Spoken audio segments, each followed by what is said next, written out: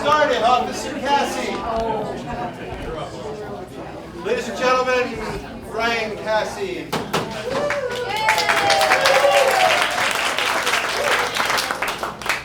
All this for me, thank you. Welcome back from summer. You guys happy the kids are in school? Especially me. Just saying. All right. Summertime, usually you find like a spike in crime.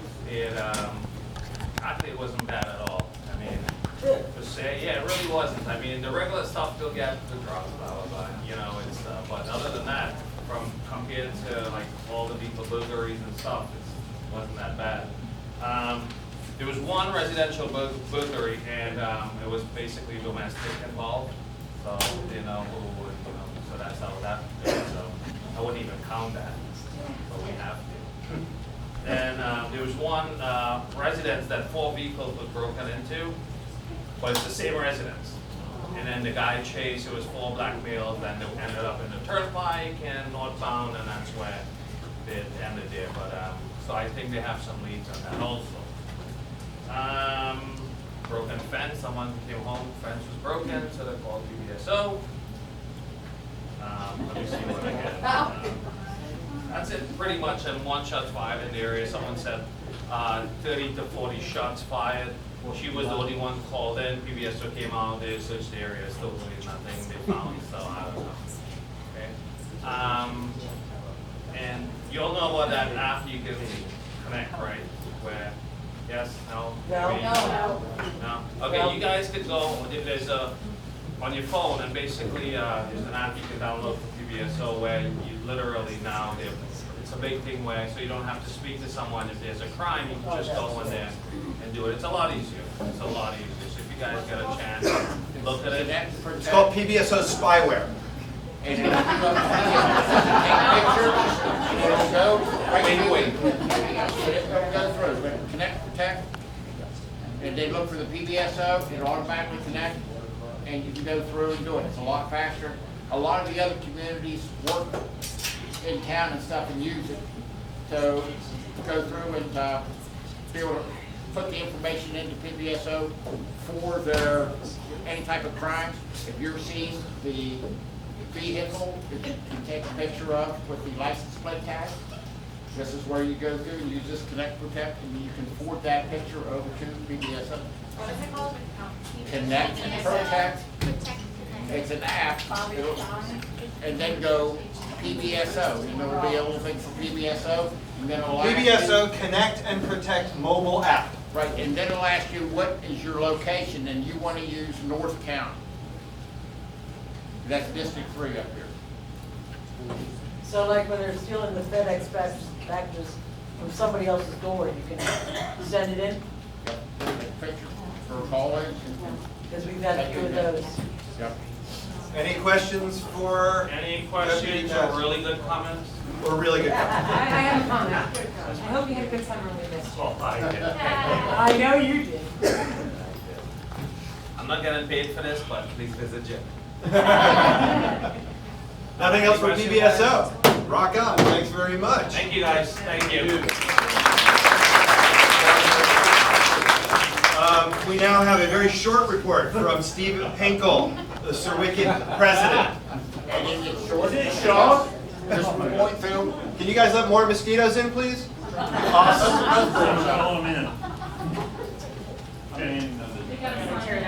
In the district, everything more or less is, it's Quiet, please. business as usual. That we're going through, you know, pulling in roads, mowing the swales, mowing our canal banks and all. So all in all, everything has been going along through smoothly here this summer, except for one thing. Everybody is afraid of October 1st coming along with the vegetation. We have had so much vegetation put out along the roads that they're putting it out in the roadways. So the calls that we're getting into the district right now, they're like, well, you know, it's sticking out at the road. What if I hit it at nighttime? Who's liable? The landowner who put the vegetation out. They're the ones going through. You know, please try to get there. Remember, we're also in the hurricane season. You're not supposed to have 3 or 4 weeks worth of vegetation sitting out there. Try to go through and bring it down a little bit. help us out. It helps us in mowing along the roadways and then also doing the grading along the dirt. But even on the paved roads and stuff, people are pushing it out and going through. So if you cause an accident by putting your vegetation out, remember that you're liable. But other than that, that's all I have, because there's more important things that we're going to try to get in today. I do have a question though with the vegetation. What happens if we have a storm? Is it gonna be contracted out, or is everybody gonna have to pay for any debris that happens on the land to be hauled out? Solid Waste goes through and does a larger pickup, trying to pick everything up. The biggest thing of it is that do not put anything else out new. If it's already Right, out I there, understand. they have that stuff. But that's one of the things right now. Like, I've got one neighbor that still has 4 piles, and it's gonna take a while to get it out. I couldn't even get all this.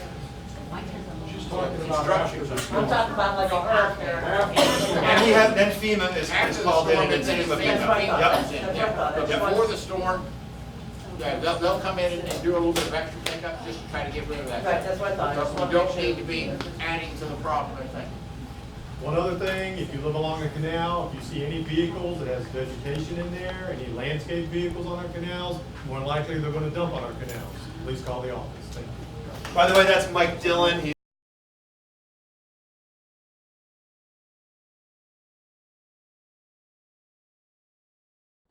happily married men.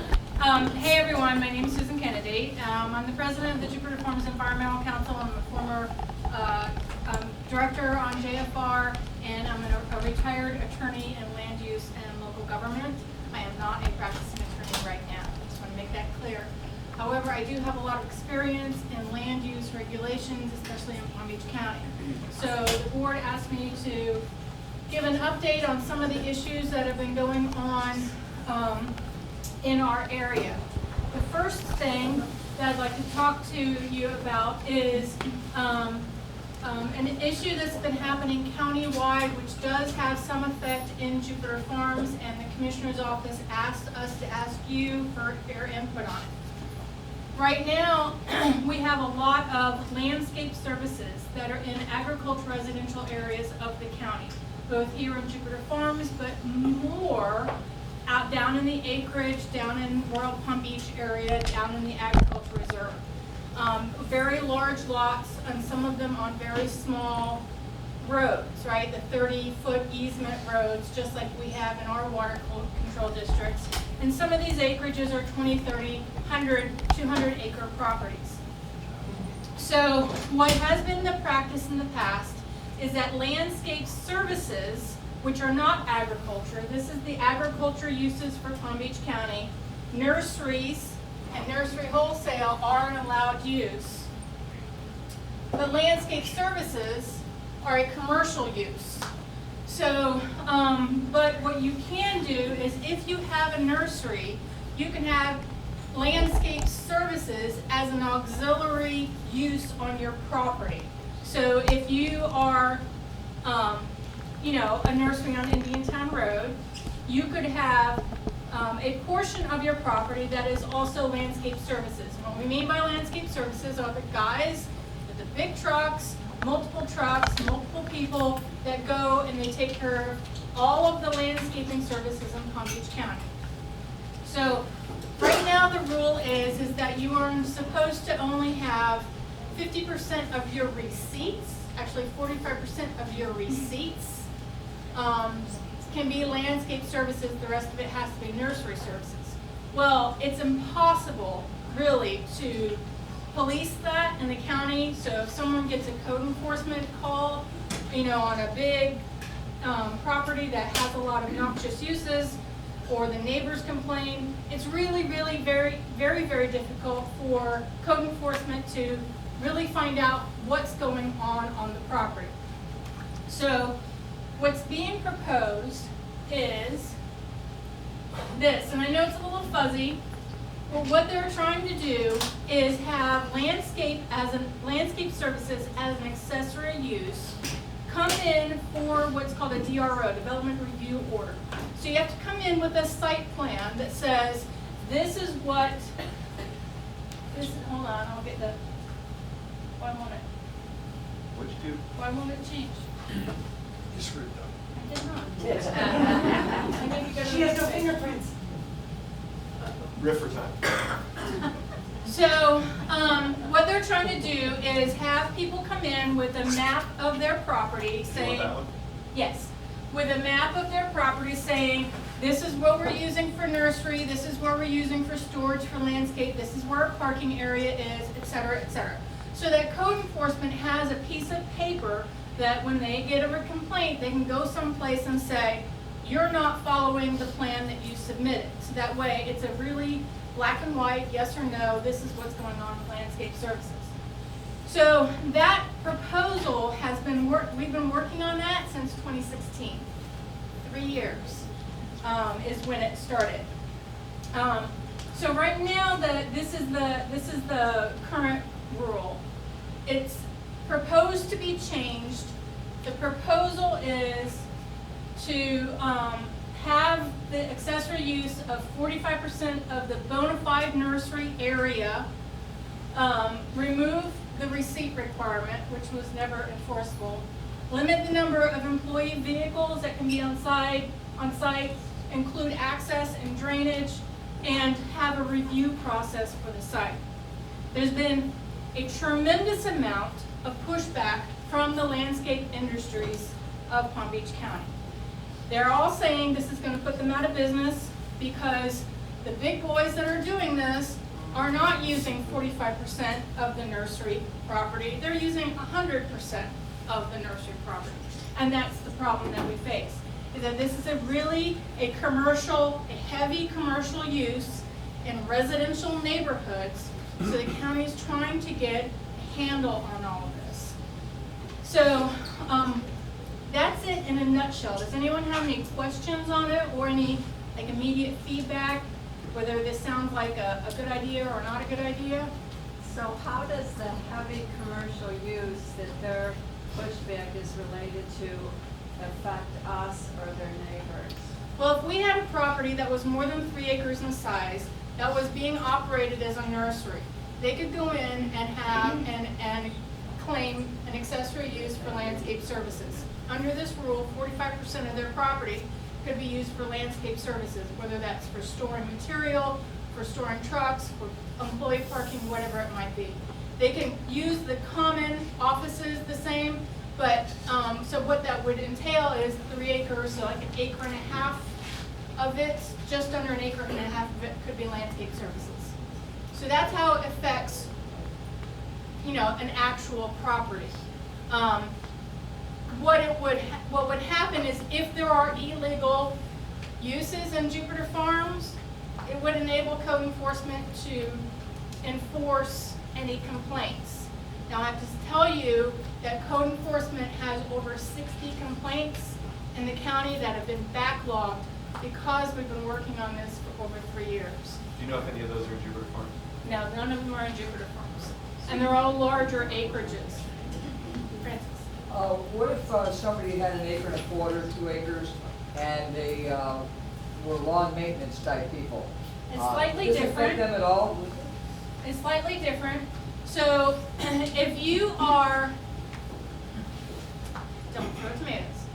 If you are in Jupiter Farms or anywhere in the county, and you are on a lot that is less than 3 acres in size and are running a landscape services business off your site as an accessory use to a nursery or as a home occupation, then you are currently violating county code. Nowhere around that. That's the way it's always been. That's not a new. It's the way it's always been. The 3 acre rule has always been in place. Okay. So and I know that in the farms we do have home occupation people who are doing landscape services as a home occupation. There are some rules on that, and I can give you the actual code if you need it. But if you're under 3 acres, then you're probably violating the county code. I know when you apply for an occupational license, I was a general contractor.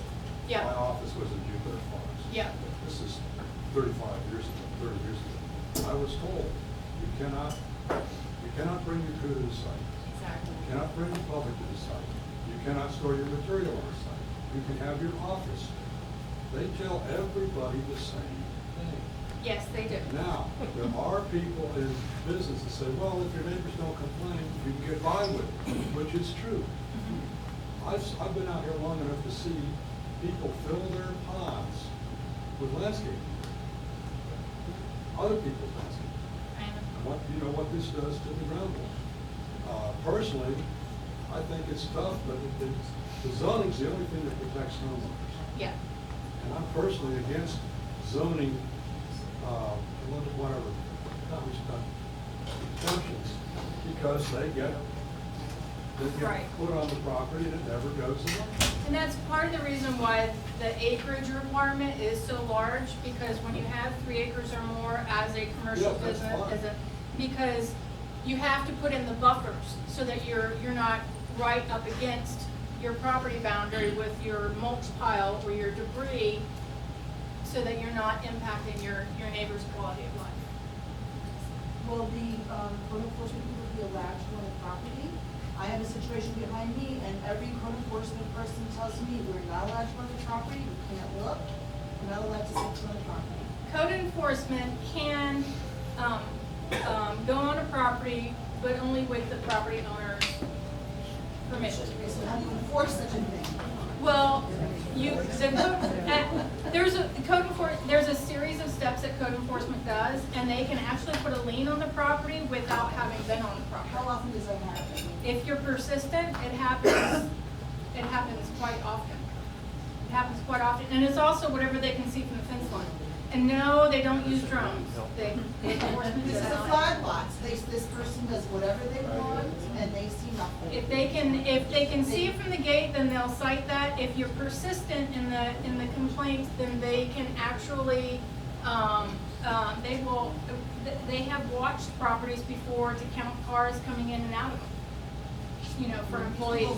Burn, bucket loaders to create fires in January. I would suggest calling code enforcement and asking for a supervisor. Is it confidential? I'm sorry, Is says it confidential when you?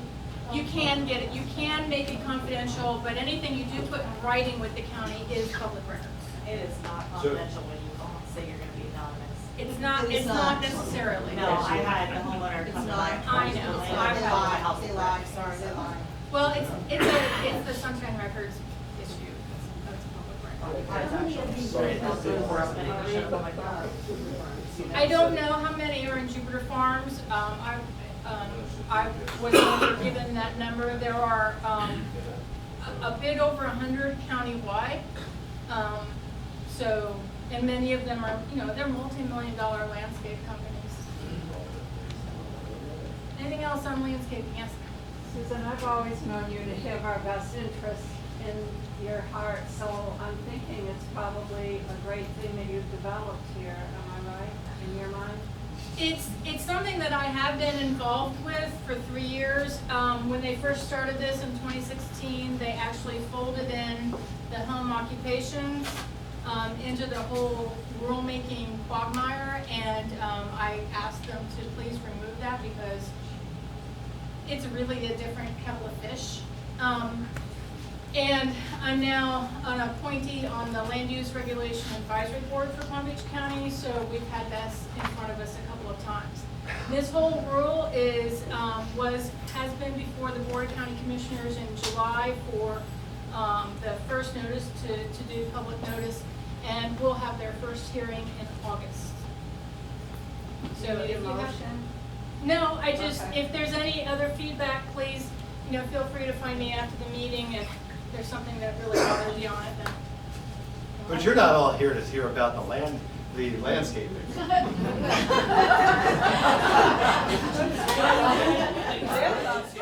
Anything with county at all. They did buy the property though, correct? They did buy the property. Just a question about that. So presumably, they could change their marketing and say we're only getting 14, Yeah. right?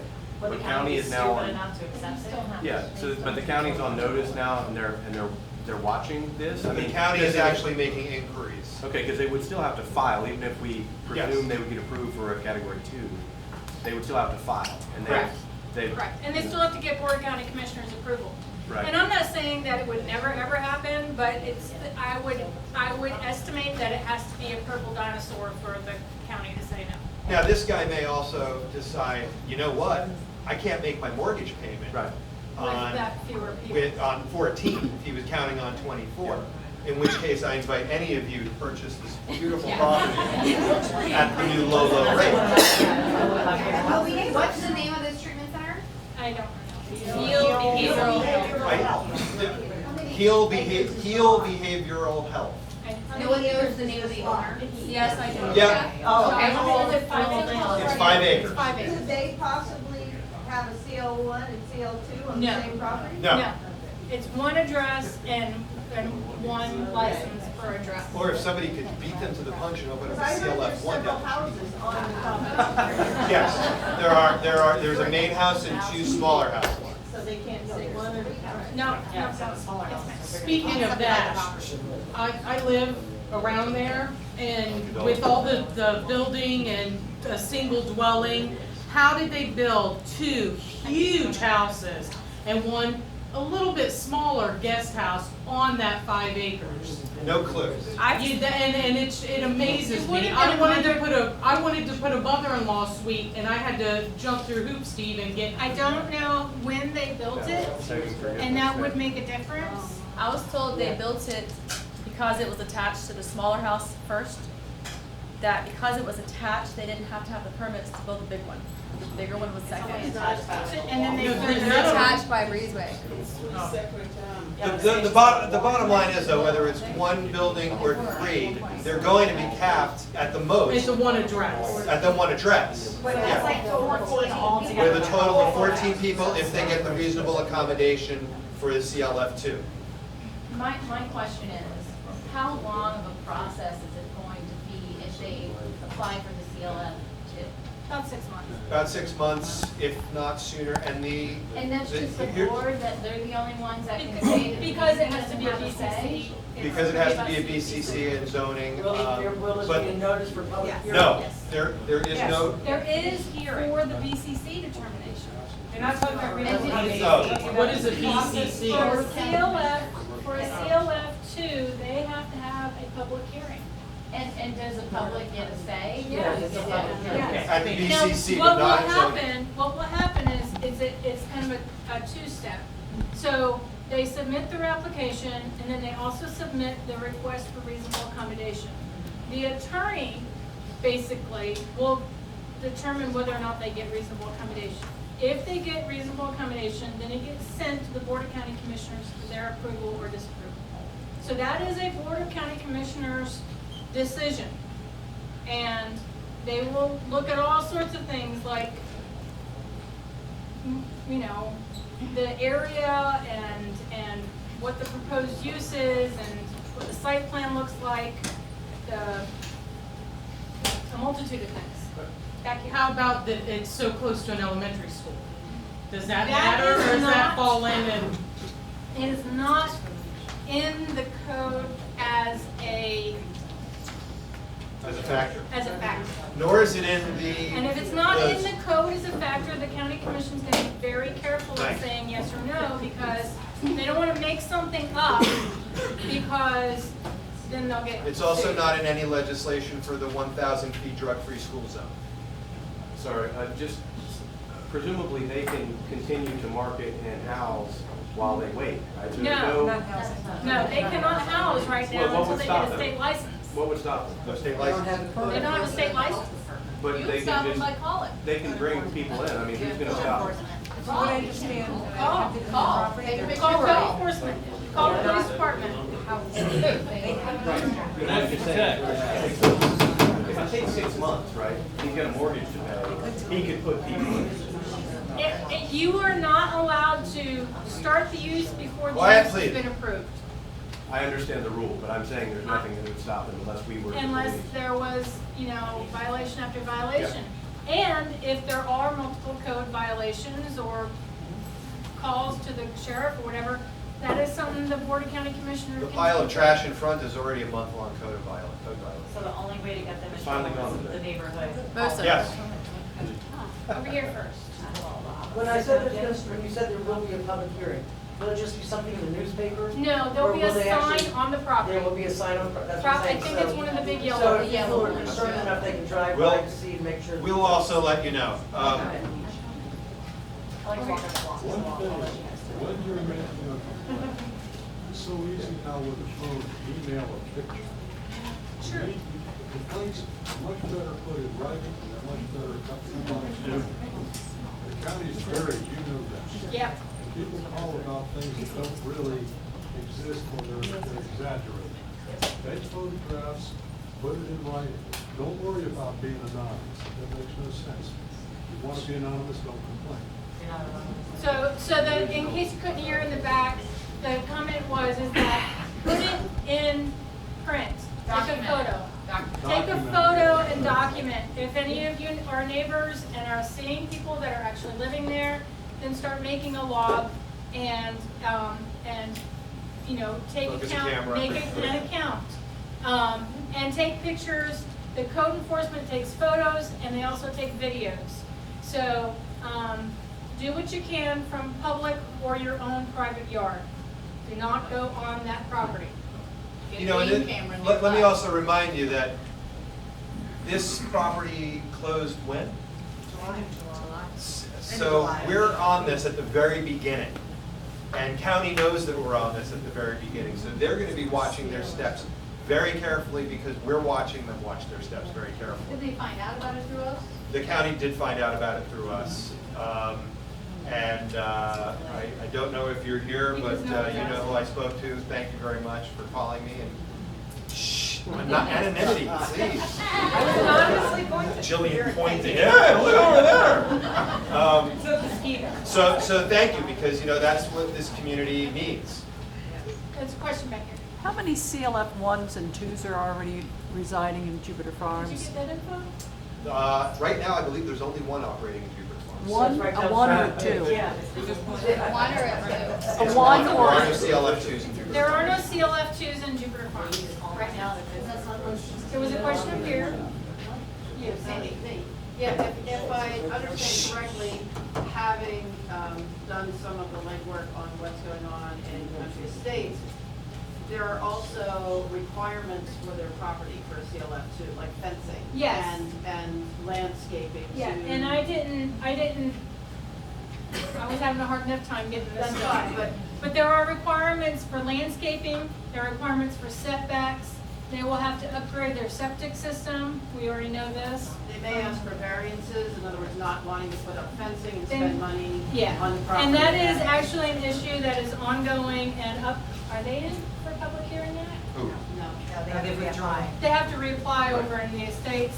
There is a case over in Palm Beach Country Estates that is asking for variances from these specific requirements, like fencing. And they have said that they want to fit in more with the neighborhood, so they don't want to put up, you know, screen fencing and hedging that is required, and they don't want to have to do a setback with landscaping. And everyone's argument is like, but you're in there for a use that's not single-family home, so put up the darn buffers, you know? Just sort of throw those liquor bottles over the top, because that's what happens to by the WCF called by me. So, that is an open question right now as to whether or not the county is going to grant a variance for fitting into the community. I'm pretty sure that the community and the estates is against granting those variances. I'm pretty sure our community would be also. So, and I can say this from experience at public hearings, variances really depend on whether the community approves them or not. So a board that is voting will tend to vote no on a variance if there are a lot of people in the room yelling at them to vote no on a variance. So just as an FYI. Green shirt first. Who has the ability to change the legislation regarding a CLF going in a residential? Quiet, please. Is that at the county level, state, or national? This piece of, this piece. I'll just leave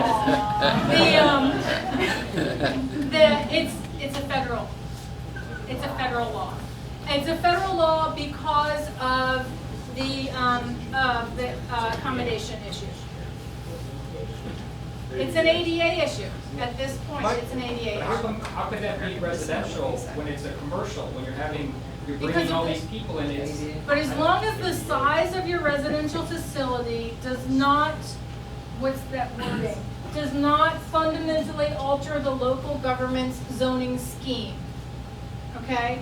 So, and they have interpreted this also in larger cities with apartment complexes. So as long as it doesn't fundamentally alter the But Susan, the if I own building an apartment scheme. complex, it's a commercial entity, it's a business of mine. I know, but Why, there's if still, I have a there's still 20 multifamily homes, there's still residential properties, they're not commercial. It's your business that they're running. All right. Sorry, dude. So I understand what you're saying, that it seems incongruous, Right. but that's why the ones that are big enough that would alter the zoning character of our A area, nursing home. they're not allowed in the area. Is it enough to have a group of people, the community, stop those from coming into a neighborhood? Or is there really nothing you can do? Well, CLF 3's not coming in. Well, I know not a 3, but a 1. I don't Nobody know. wants to have That one. we One don't- came in the road, right down the road. One is a wait, permitted hold on a use minute, by hold on law. a minute. There's two different arguments there. A CLF 1 can come in permitted as right. You won't even know that they're moving in. Yeah, we didn't know they were there. Okay. Right, they were- Right. But a CLF 2, my answer is we don't know. Because our community and our neighbors across the canal have never been through this ordeal before. So I don't know. I have one other question. Is it the same people that are, No. it's different There organizations? are multiple multi-million. Just to let you know, there are, on the zoning file right now, there's 30 of these countywide. I'm in construction. Okay, my question is, and I'm from Palm Beach Country Estates, I've been working a bit on the CLF issue that we have been dealing with. And where I struggle is when you were talking earlier about how the variances are almost just given because they've been given without any, other than under the threat of an ADA lawsuit. Right. Without much thought to the variance of the You mean the property size. accommodation. Of the accommodation for the property size. Right. So between that and this issue of when you have 14 people plus staff potentially living on a property, that seems more like a multifamily dwelling to me and to most people who are objective observers. So do you think there's a way to strategize, almost like you went with the landscape company? I didn't know anything about the background of that.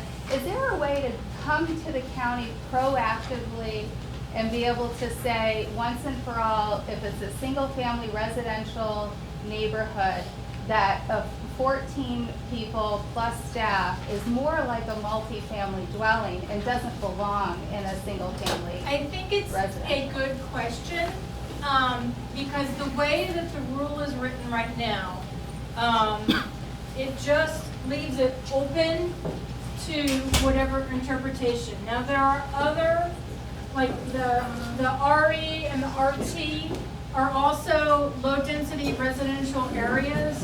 The RS and the RM are the higher density residential areas. So it does seem like a valid question to ask to the county about the size of the lot and the ability for CLF 2 to come in. For instance, the estates lots are about 1.25 to 1.5 acres on average. So for a CLF 2 to come into 1.5 acres, 14 individuals plus staff, so that's 16, 17, maybe 18 people living on 1.5 acres, that's a lot of people for 1.5 acres for our zoning district. It's not a lot of people in a lot of areas, other areas of county, right? But it is for our district. It would be very unusual for 16 people to be living together on 1.5 acres in our neighborhood. It may not be completely unknown. There could be a family of 16. There could be.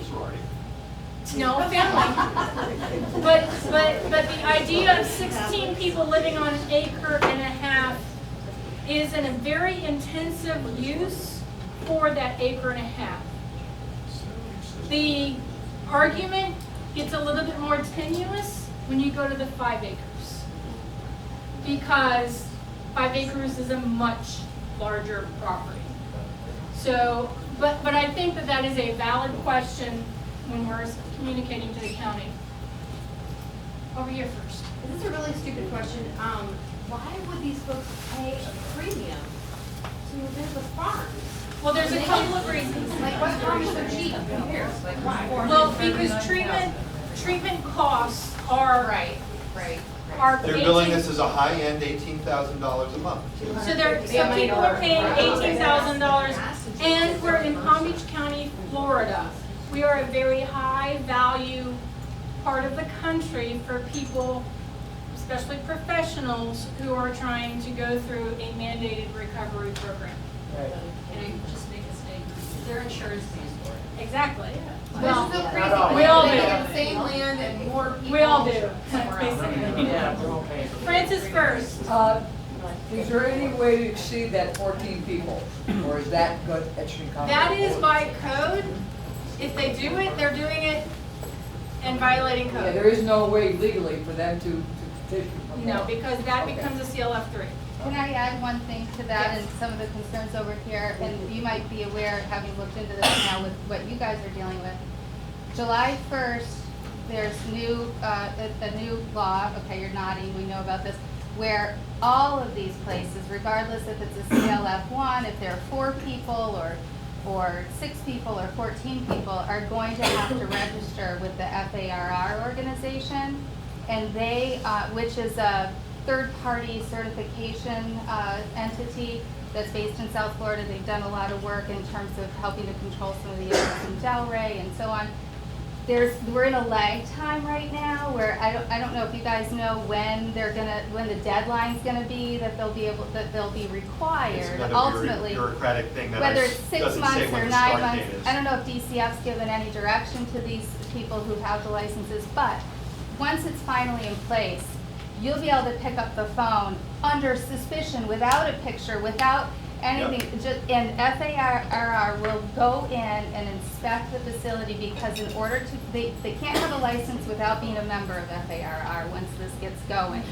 And FARR, their agreement with FAR is that they have to allow FAR access at any time. So Which code enforcement had, they could. Neither can the health department. Correct. Right. Right. They could say to the health department or code enforcement, no, you're not allowed on our property.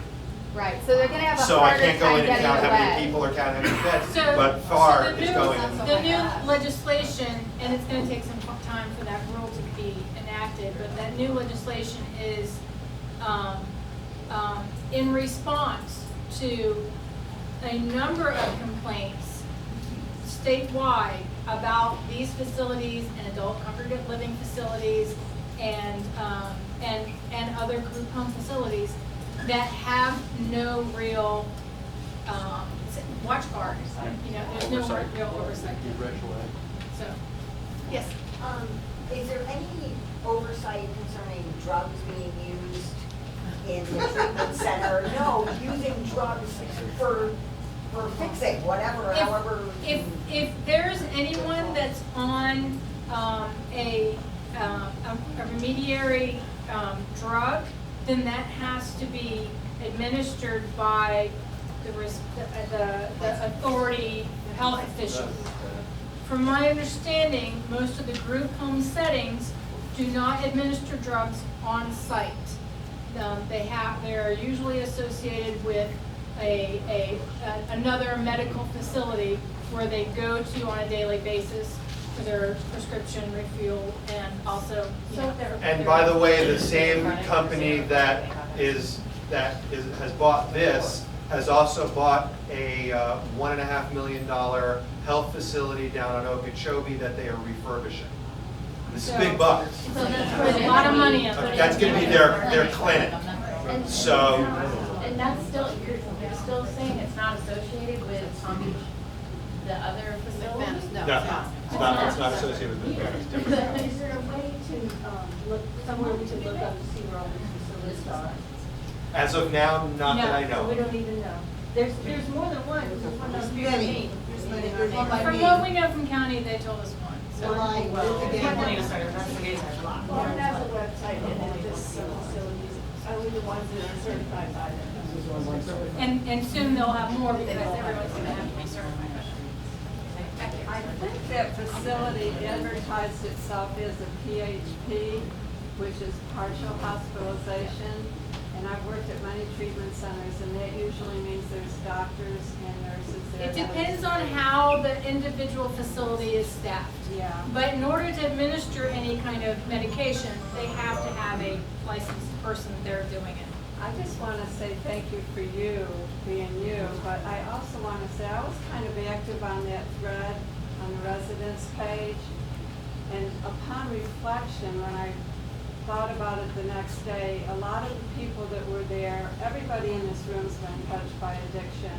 And there were young people that were really saying, you know, let it come. And before I became a therapist, I was a teacher, you know, and our young people have lost so many people. So they're like, help, help, help. Let the people get help. We're in an epidemic. But I just want to also say that South Florida is the treatment center capital of the world. We don't really need treatment centers. Palm Beach County, I've been active in AA for 35 years. There's 3 AA meetings that meet right in this room every week. We probably have 350 AA meetings, NA meetings. They welcome all the addicts. Palm Beach County is very helpful with addictions and addicts. Well, from the very beginning, I said that the argument cannot be, we don't want it here. This cannot be pitchforks and torches.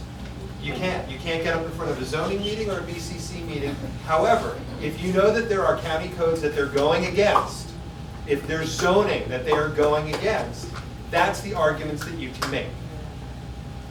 CLF 1 is allowable, boom. You can't stop that. If they want to put 6 people in that house, they can do it tomorrow. There have actually been court cases where a city council was confronted by, you know, the pitchforks and torches scenario, and the city council denied a CLF, and then they got sued. And one of the reasons for the denial was perceived as the prejudice of the crowd, and which turned the council against the whole facility. And they got sent back for another decision, so the court decided against them. Because that cannot be the reason the board decides against a facility. It cannot be at all the reason. So is what you said earlier is that it's meeting a need and that it can get in for that reason. So is it relevant that it's not necessarily true that we need a new treatment center? Nope. Against federal law. Yes, sir.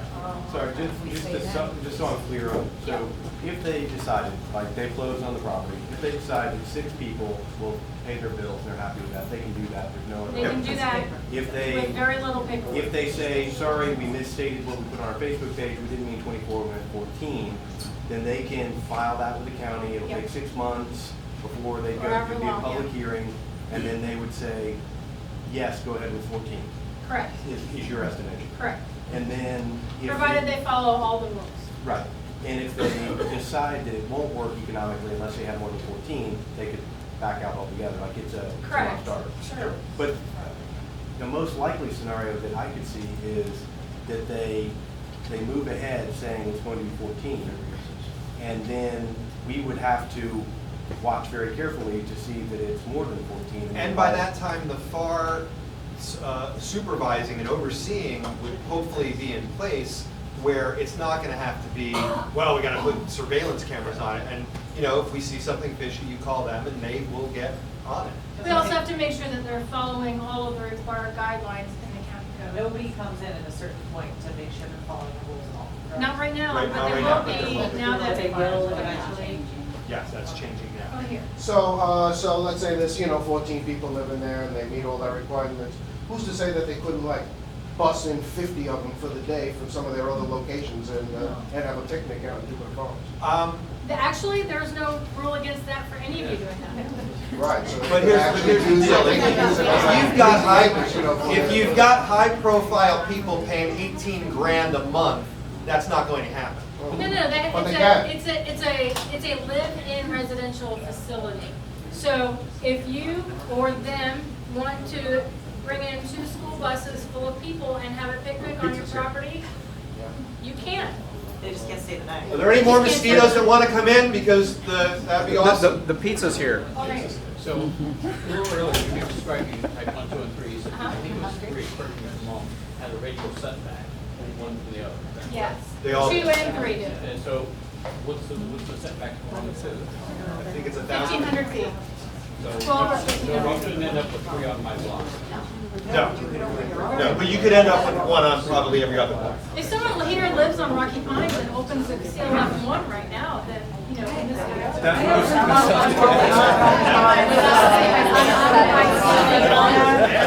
I see the wheels turning.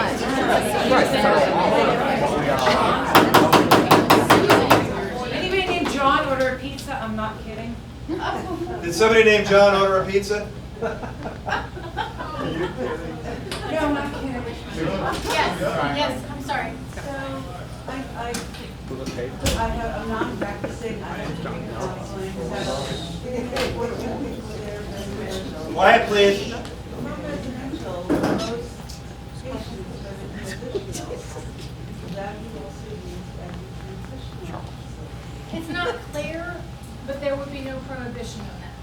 Right, so if they have 20 people there, once in transition, we really don't. No, it would be 14 total, because it'd still be a CLF 2. So whether they're in rehabilitation or in transition, it's still a CLF 2. Okay, and so they're still maxed at 14 people there. And that's why I said the definition. You notice in the definition, it doesn't say what kind of home it is, right? Or what disease the people might have. Or what stage they may be in. So the language is 14 people living there overnight plus staff. It doesn't matter which stage of wellness they're in. I'm a city girl, you're a city, whatever. I was always told that septic systems can handle. This is a 10-bedroom house. I'm pretty sure they have a pretty big septic system. It is true that septic tanks are determined based on the bedrooms of the home. But if you're exceeding that, and you have a lot of, if the honey truck is coming every week, then you know something's wrong with that system, and that's what's happening over in Palm Beach Country Estates. Because their systems are actually failing on the 2 CLF ones that they have. How big is that house and they have free? Yeah, 5 acres is, those of you who don't live on 5 acres, it's 4 times as big as what you're used to. It's a big property. Is there a specific part of the zoning I can go to find out if this one down the street from me is actually zoned CFLF, or, you know, one of the ones? No, they don't keep track of it in that. So how do I find out if it's legal or not?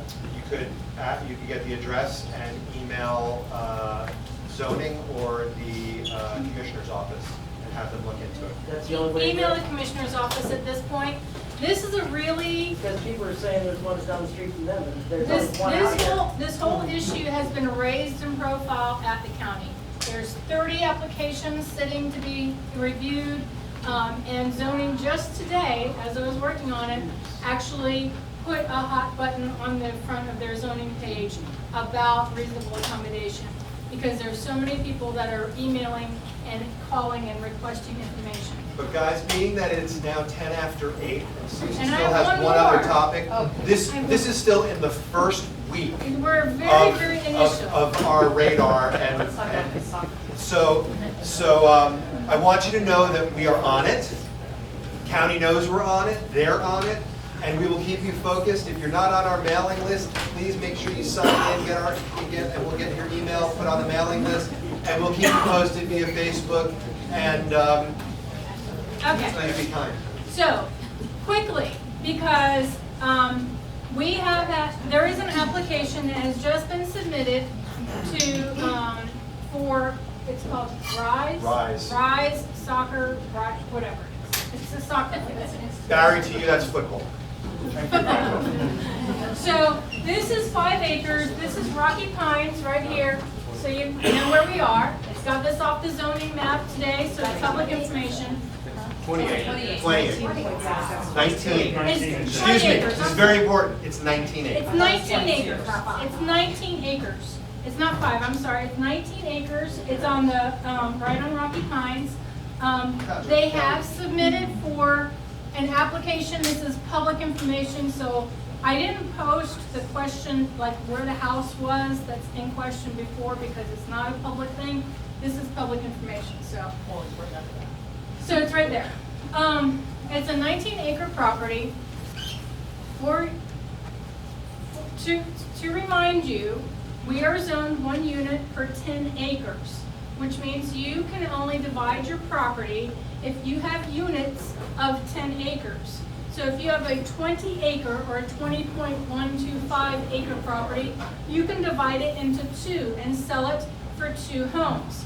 If you have 19 acres, you cannot subdivide your property because you cannot get 2 10-acre parcels. Okay, it's important because this is a large parcel. It was purchased with a lot of money without any approvals done on it yet. So the application is for a zoning change. Right now the zoning is agriculture residential. Again, we are agriculture residential in the rural service area. The request that is being proposed is for a large-scale outdoor entertainment facility. What they want to do, and I didn't bring a laser, but what they want to do is fill this property with parking and 1 outdoor soccer field up here, a large parking area right here, paved parking, a covered athletic facility with a half soccer field and like a practice kicking area. In golf it would be a drive thing, right? But it's drive. It's like a kicking range. And then in this corner it would be a large covered soccer field. All 3 fields, both the 2 indoor and this one, would be artificial turf. The parking is going to be paving. This administrative building is also proposed to have a little kiosk for Soccer goods. So like a little retail facility. And Gatorade. A bar? No bar, Barry, no bar. So when this was presented, and of course lighting for all of this, and all of this on Rocky Pines Road right now, okay? So when we had a preliminary meeting, JTC and JFR, we had a preliminary meeting with the property owner's representative, and we said that's not allowed in our zoning district. See, it's not allowed in our zoning district.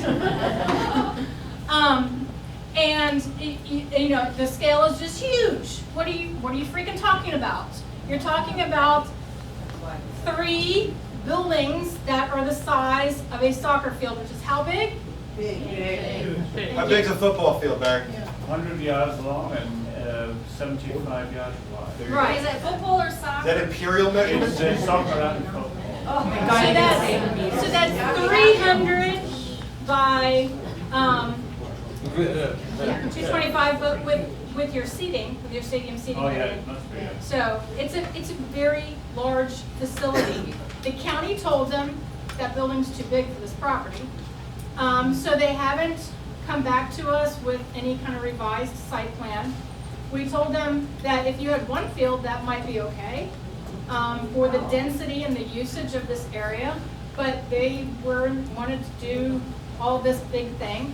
So, so that's where we are. So instead of going forward with this as it is. Remember, we are AR, RSA. So what they want to do instead of following our regulations is they want to change them. So they want going forward with their application for a zoning change for this 19-acre property. Zoning's been driving up and down the street. To make it commercial recreation. Big word, commercial So recreation. we're 5 miles, right, from the center, our community shopping center is Jupiter Farms Road. And they want to put a huge 19-acre commercial facility in Jupiter Farms. So our initial reaction, because we know our neighbors, was no. Should I use the exact word? No. Probably not in a group setting on film. So they are moving forward with the request for a change in zoning so that they can put up, because once they get it, or if they were get, not once, if they were to ever get a CRE, then they would have all of these uses. They could do a shooting range, they could do a campground, they could do an arena. They could put an arena on 19 acres. Easy peasy. Golf course? I mean, what would they have to go through to get that? They could put a zoo. They have to go through Matty and Susan. They have to go through our community. So It's not, I'll tell you this. There's never been another commercial property approved in Jupiter Farms since we've had our rural tier designation and zoning designations as they are right now. There have been no new commercial properties. The last commercial designation in Jupiter Farms was the shopping center. So you're saying it was pretty awesome? That's it. They have multiple brick walls to go through. And when Susan and I met with them, we told them if you plan on changing it to commercial anything, you're going to have a fight. Yeah. Because I do not want Indian Town Road, I don't think we want Indian Town Road to be PGA or Northlake. And if you let one commercial in, now we have agriculture commercial as an allowed use. So that's why we have nurseries. But we would fight tooth and nail. They're going forward. The only thing I remember was, years back before the recession, people applied for a zoning ordinance change for a very large daycare center on the west side. Yes, a daycare center at Planet Kids on 130th. We all fought the thing. And we lost. And we went down there and the commissioner said, well, they're going to have computer rooms. Now, it was never built because it was never intended for Jupiter Farms. It was intended for people coming south of Port St. Lucie. You're absolutely And right. we tried to explain this to this commissioner. How would you like this in your neighborhood? We know which commissioner it was. And also, they've got the, I guess that's not Jupiter Farms, where the very empty campground is. The campground right here. That's Jupiter Farms. That's Jupiter Farms. That was an allowed use. There's two things. That's what I didn't understand. There's two that. things. But I know, The- the other thing I remember was this thing got pushed through, and it's, take a second, what bothers me is the zoning change goes with the property. Yes. Now, if I could do anything on the planet, I would say, no, the zoning change goes with the owner. So you can't sell the property, you can develop it, but you can't sell it with that change. Not only that, but once you're in commercial, once you're in Yeah, there, yeah. it's easy to go back and forth through different types of commercials. There's two issues.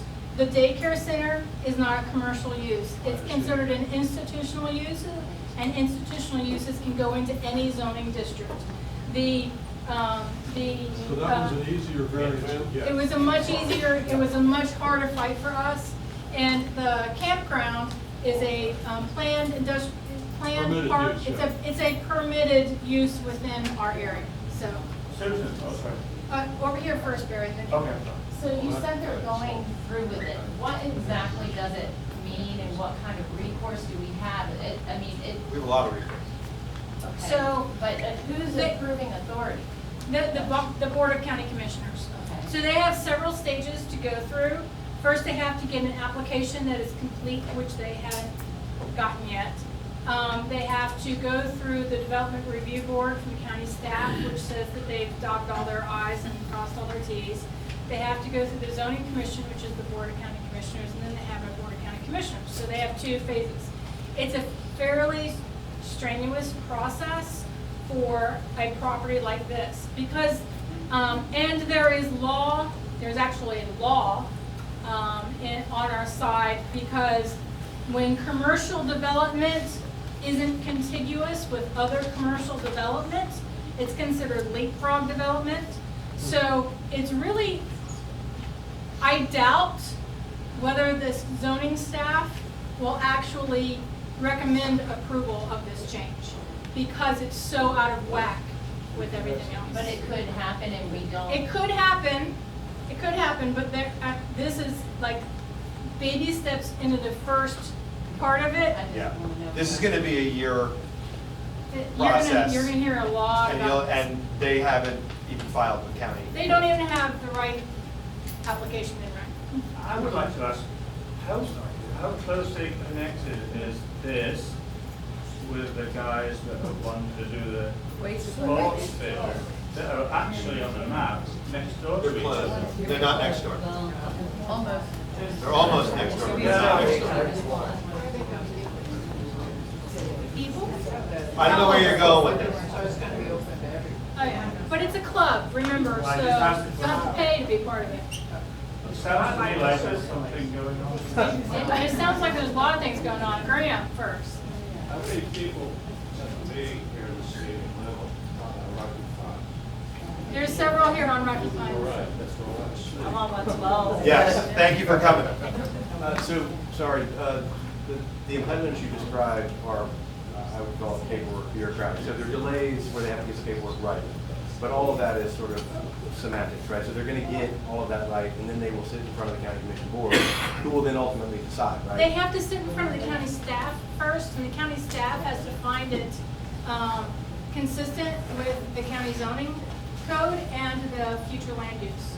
Okay, so there will be a barrier that is not bureaucratic. It's a hey, does this fit? It is a subjective decision and an objective decision. And this, unlike having the umbrella of an ADA over it, There's like the no- CLF, when we show up, it means something. Okay. Right. So there's a first barrier. Which or is a why I first want you hurdle. all on our mailing list. Yeah, and then they go to the county commission actual vote where we could all be Yeah. there. Is that why the investment company that bought it originally said they couldn't do Yeah. anything with it? Yeah, I don't know.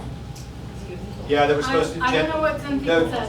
George Gentile had a project that was gonna do hydroponic on it, and they sold, Right, yeah. they sold to this guy for 1 You guys know where this is, right? Yes. If you've never been there, you should go. This is why we do all of this. Thank you. Thank you, guys.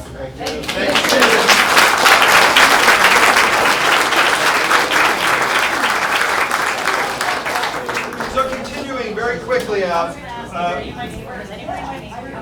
All right, you guys can have the meeting, the little meeting. We still got stuff to do. I'm the roundhouse. She's the roundhouse. Everybody, she's the roundhouse. JFR business, I just want to say we have new calendars. Please make sure you grab one on your way out. See Jillian, see Tara, see Christina, and you know, try and support us for what we do in the community, please.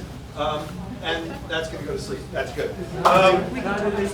So, and Susan brought you up to date on our community advocacy updates.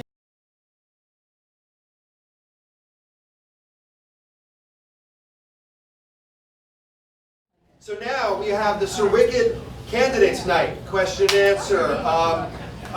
Thom, you've got number one. You look like you're ready to go to sleep. Man, This is longer than. Whew. Sorry about that. But ladies and gentlemen, I'd like to bring up first candidate for SIRWCD. For those of you who don't know, you live in the South Indian River Water Control District. There's a little thing on your taxes that says you pay it, SIRWCD. You pay it for these assessments. Roads, water management, water quality, etc. And we have 3 candidates with us tonight who are up for 2 positions on the board. You will be getting your ballots in the mail sometime, Mike? When are they going out? They're going out tomorrow, so within the next couple of days. So don't throw it away because it comes in a regular. Don't throw them away because it just, you know, like you normally do with all your stuff that comes in snail mail. And so, ladies and gentlemen, this is Thom Frederick. All right, so my name's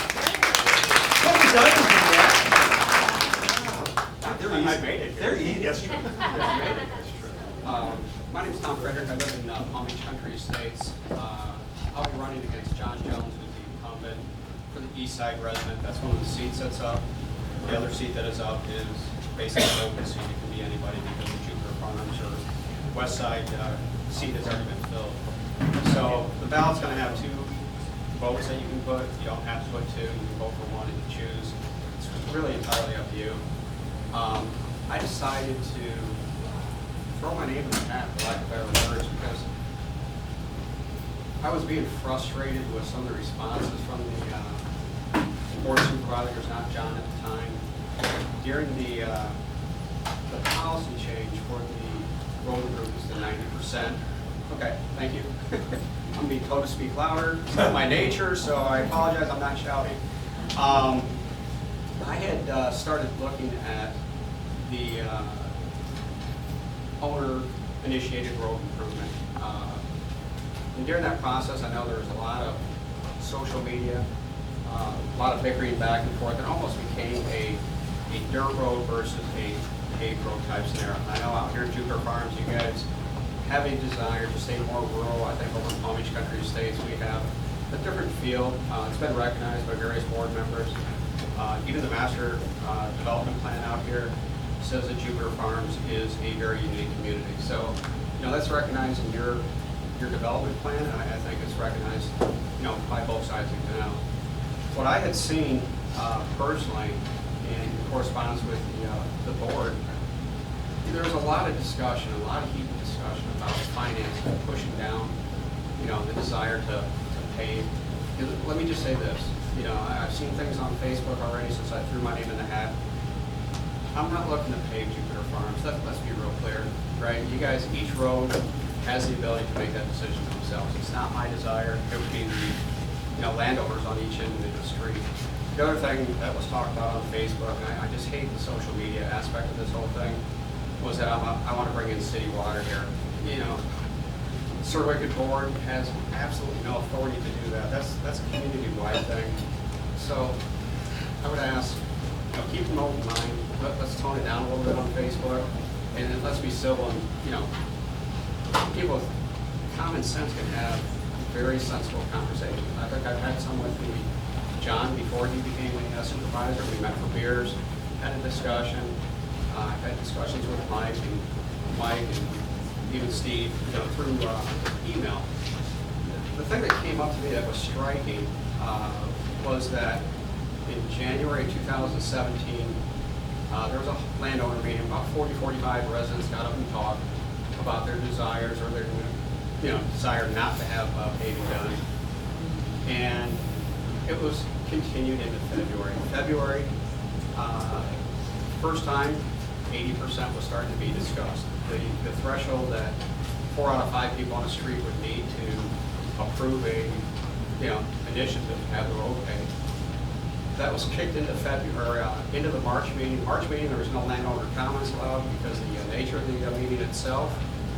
And at that time, for the first time, 90% was discussed. That's a big number. On my street, we have 17 or 18 homes, 17 out of 18 people would have to approve to have my road paved. And that's insurmountable. I don't care what street you live on, you're not going to get 17 out of 18 people to agree on anything. We can't even agree on, you know, what type of beer we want to drink, let alone, you know, the type of paving that we want to have. So that March meeting, if you go back and review the official minutes, it states very clearly that it's going to be discussed in the April meeting, open to landowner comments. And realize that March meeting, there was no landowner comments allowed. That's part of the official minutes. So at that point, in March, they said that it's going to be open in April for additional comments, and no action would be taken until at least May. The February minutes weren't approved for whatever reason, so nobody even knew about the 80% at that point. If you weren't one of the 7 people at the March meeting, you didn't know that 90% was being discussed. April meeting comes along, The March minutes were actually approved by the board at that point. And again, March minutes said they weren't going to take action until April. They're going to open it up to landowner comments. The meeting had 3 people in attendance that actually spoke. And then they passed the 90% rule in April.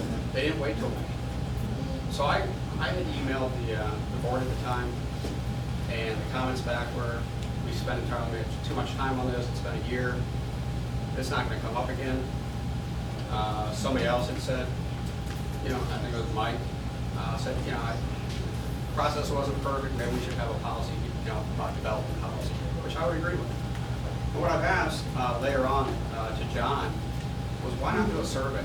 In 2015, there was a survey that was done, and 1,800 respondents came back. 65% said the threshold should be 51%.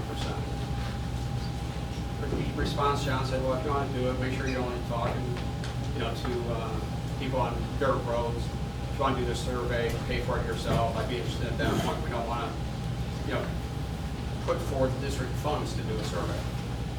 And, you know, frankly, one of the things I've asked now, in an open letter, I have copies of it. If you guys want to read it, I'll be outside afterwards, assuming I don't have to leave by 9. I've got to be down in West Palm later tonight. So the fact of the matter is, surveys can be conducted very cheap. They're $300 a year for survey money. And all I'm asking is that people, you know, have candid conversations and find out, is it possible for Palm Beach Country Estates to have a different threshold than Super Farms? You guys want to protect your neighborhood? I get that.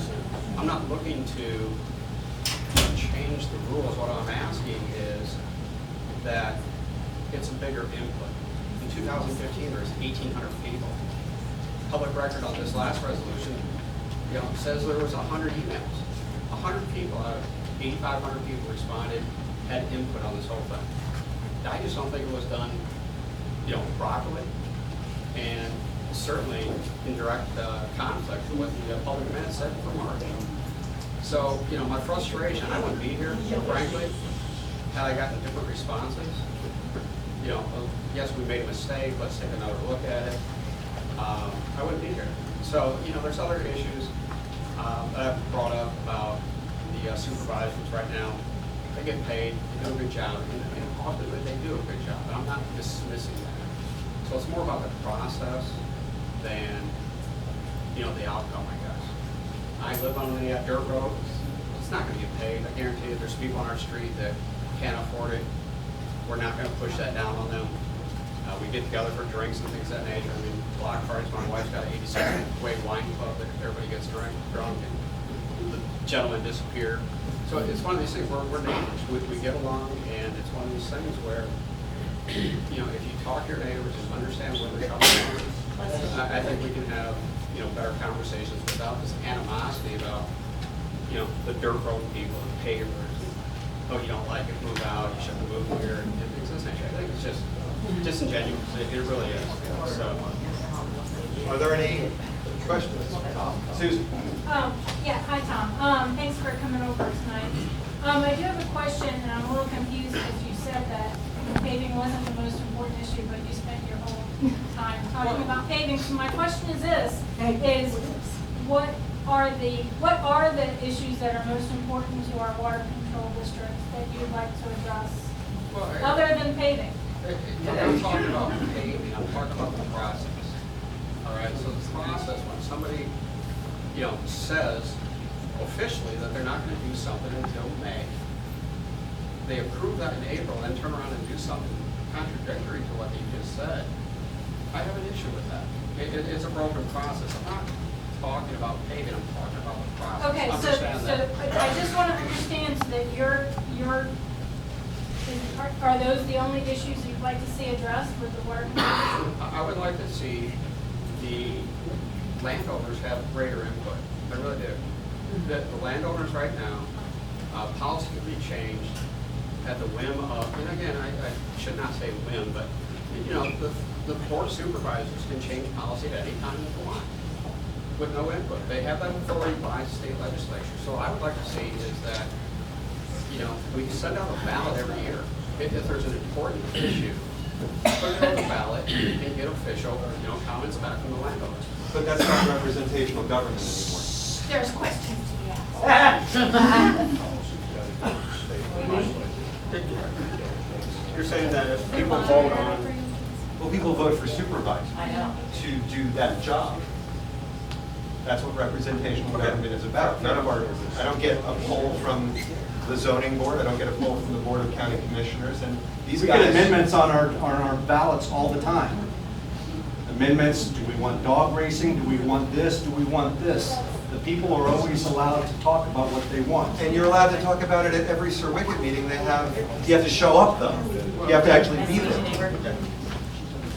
Hi, Sir Moderator. So, I understand that you think you're not talking about paving, but in fact you are, because you specifically said, why is it 90%? And you are talking in addition about the process, but you said, why isn't it 51%? It should be 51% instead of 90%. I didn't say that. What I said was in 2000. It's probably still recording, so it's probably on there. No, that's fine. What I said was in 2015 survey, the majority of landowners, about 67% of landowners of the survey in 2015 opted for 51%. This was a survey done where? Through survey. Absolutely, 100%. Right? So 51% of the people out. Well. So it came first in field one. Are there other questions? We're losing some of our audience. I do have one other question. Go ahead. I know you don't like social Quiet, media, please. but one of the comments that I did see that you made was that you didn't feel that supervisors should be paid unless their work is pre-approved by the director, the manager of the district. So my question to you is, who is it that you think you'd be working for if you were elected? Right, so- Would you be working for the manager, or would you be working for the people that voted for you? So I would be working for the people that voted for me, but my comment to that point was, if we have SIRWCD staff already paid, right, they're on payroll, is there any reason for duplication of effort? The Board of Supervisors right now has to fill out an affidavit based on how many hours they work. That's it. If I'm an employer, I'd like to know what my. I just want to clear one thing up. Can you explain to everyone in the room what staff is salaried on SIRWCD when you're saying that the staff is salaried? Who are you speaking about? What I'm asking. Mike, Dylan, and? If there is my comment on social media through the open letter, you guys can have a copy of it, was basically stating that right now, the Board of Supervisors gets paid, up to 15 hours Yes, per no, month. I'm sorry, right? maybe I misspoke my question. My first, 15 hours per month. it's not 15 hours a month. 15 days per month. $750, correct? 15 days, not 15 days per month as in your letter, hours per month, it's 15 days. But my question was, you said these people are already on staff and getting paid. Who do you consider the staff getting paid besides Mike, who is on a salary, at that board meeting, the other staff members? Do we have engineers on staff? They're not on staff. No, they bill per hour. They're billed per hour, so. And a lot more than the supervisors. I think there's a lot of questions here because you stated they get paid 15 hours a month, it's days. The staff is not salaried, they're paid per hour. So I think that was a lot of questions people were asking me personally about your letter that you put out because it's not how it works. Well, and the manager is hired by the supervisors. And the manager- Supervisors aren't hired by the The manager. supervisors must direct the staff to do things, not Is be there- directed by the staff. Is there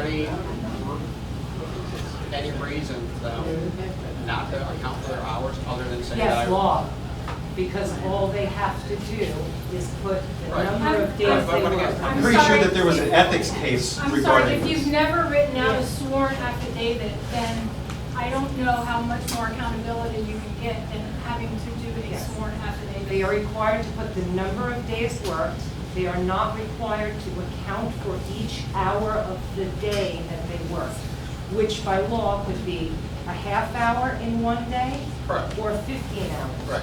What you asked in your letter was that they must be held accountable to what they do. Right.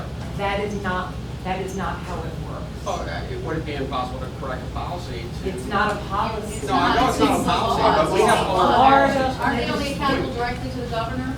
Specifically, directly to the governor. It's not a policy. There's no supervisor in between. If It's my them and taxes, the governor. And there was an absolute ethics charge of violations brought by Berman that cost this district over $100,000 on the very same topic. On the lawyers that are not on staff that bill by the hour, last year. I mean, this is an issue that went to an ethics complaint at the state level, and they said not warranted. And it's been discussed at. And it's been discussed. At the last, all throughout the year, this has been discussed. And it cost each and every one of us in here for that ethics complaint. We are 20 minutes. Are there any other questions for Mr. Frederick? I have one. For somebody that said that you don't like Facebook, on the 1st of August you posted, if you live on a street that has 51% policy where it would threaten you financially, I would suggest you haven't made friends with your neighbors, or you live on a street where 51% of the owners wouldn't want you to live next to anyway. this is one. August 1st, 2019.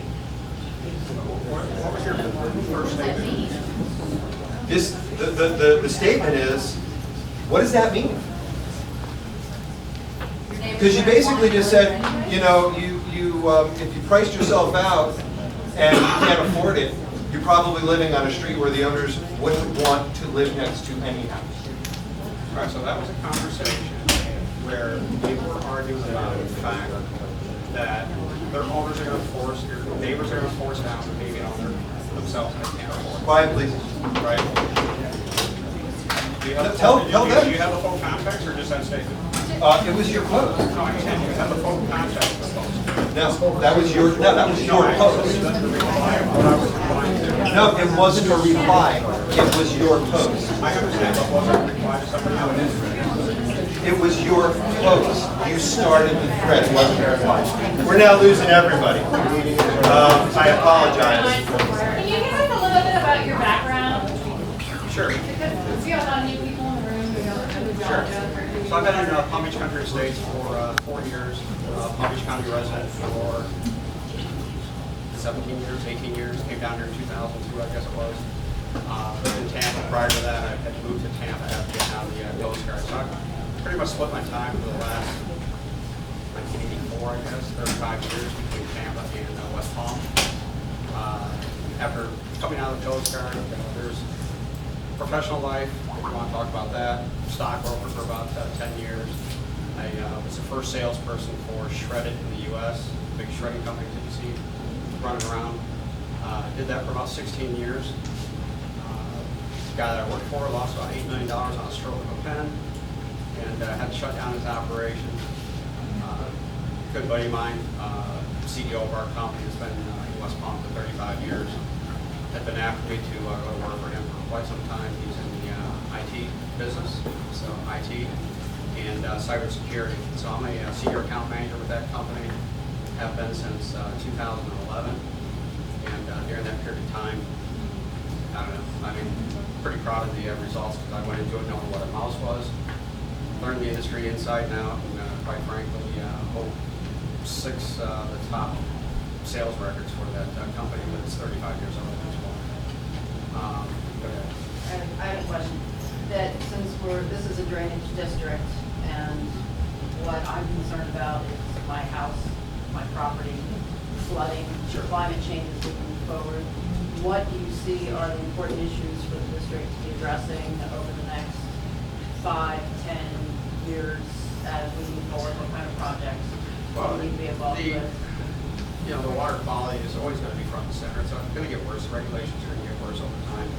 I think the district's done a fantastic job. I've only been out here for 4 years, so, you know, about August of 2015, bought the house.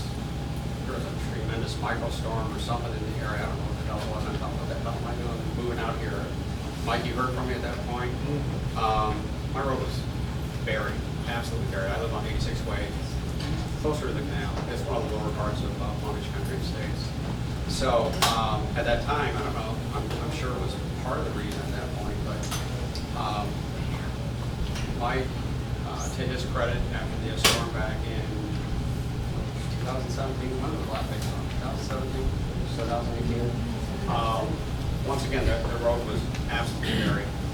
And we've come to find out that the canal between 155th and 154th was an inflow to my street.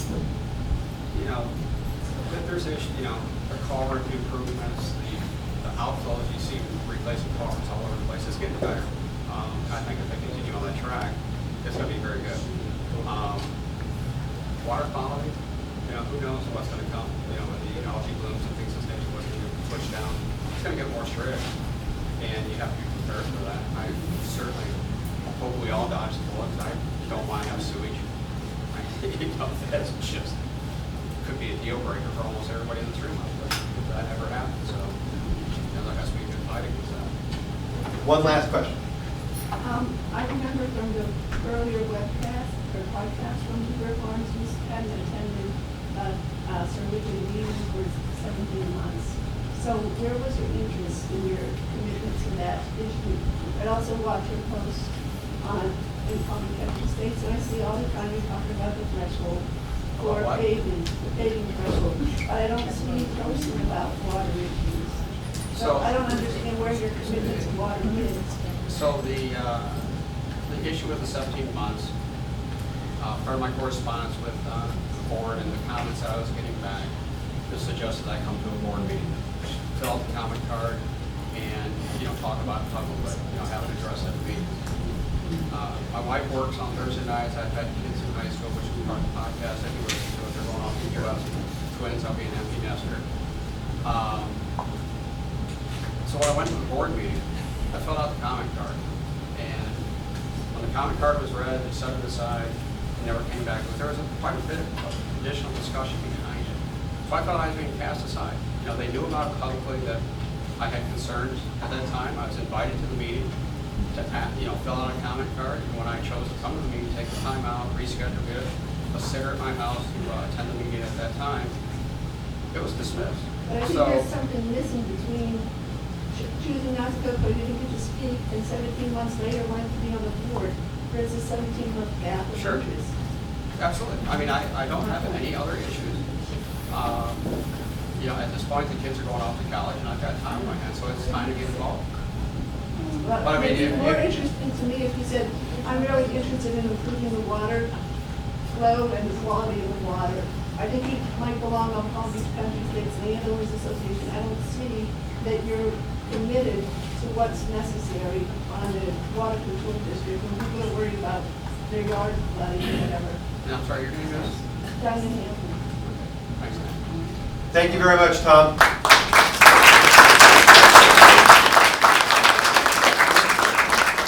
Going in alphabetical order, why don't we have Mike Howard? Oh, look, he was moving. He did the alphabet right there.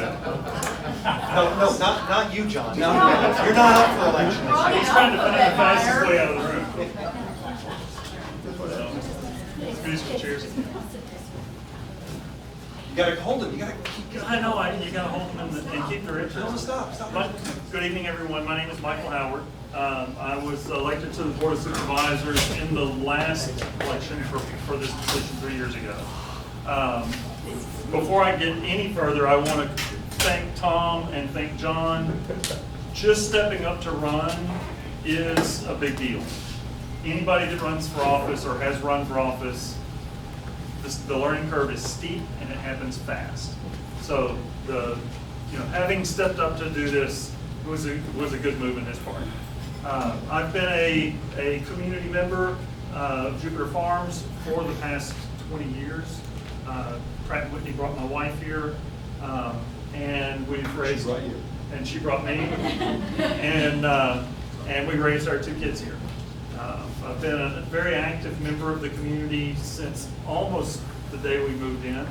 The very first thing was my wife saw a posting in the Jupiter Farmer that said, come to a CERT meeting and learn about emergency preparedness. And that's when they set the hook, and I've been tied up in this community ever since. I've met many, many wonderful people, and I've learned a lot of things. There are a lot of great people in this community, and this is a special place. I have been Since that time, I have been president and vice president, and I don't know what else, of Jupiter Farms CERT. I have sat on the board of the Jupiter Farms Environmental Council. I have sat on the board for the Northeast Everglades Trails Association. I have helped to organize the NEDA's annual Ocean to Lake celebration for many, many years. I was vice president for 2 years of the 7 years that I was at, my kids were in elementary school. I was also the president of the Dad's Club at the elementary school for years and years, and one of the founding members of that. Boy Scout from long ago, Eagle Scout from many, many years ago. So the gist of it is, I could go on and on, but I've been an active member of this community. I've been an active part of this community for a long time, whether it be through JFR or any of these other ones. I know and understand the issues of the community. I have also, but beside those things, also been a part of government throughout the community, whether it's the school board, whether it's BCC, whether it's this or that. So I understand process, and process doesn't always make sense, but it always has a reason. And for someone to say they were not able to get their voice heard is just not true. There are times where there's an exception and things don't work the way they're supposed to necessarily, but you always have a way to have your voice heard. As far as the things that I see as issues for Jupiter Farms and SIRWCD in general, for the last 3 years we've been trying to focus on. I can't take credit for anything we've done because it's a team of 5 people that make up the Board of Supervisors. We're one entity made up with 5 voices. And those 5 voices are elected by the landowners in the district to represent them. It's representative government at its most local level. From issues of landowners, it comes down to drainage, drainage, and drainage. Those are really the main things, and that's what SIRWCD was founded for. Over time, there have been other things that are added, and they're important, don't get me wrong, but they've been added. Being able to get to and from our houses are important. Being able to, for Palm Beach Country Estates, the landowners there decided having a community park was important. And the district was able, at the time, to put something like that together. Those things are important.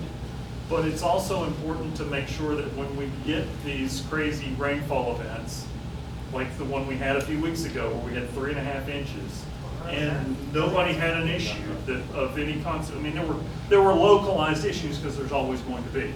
But overall, the system worked as it's supposed to, because our staff has been able to focus on, and when I say our staff, I don't mean the Board of Supervisors staff. I mean the community staff at SIRWCD is able to focus on the issues that need to be focused on to get things done. On top of that, there are issues coming down the road. Things that have been brought up here in the past, things that get talked about, things that people don't even realize about.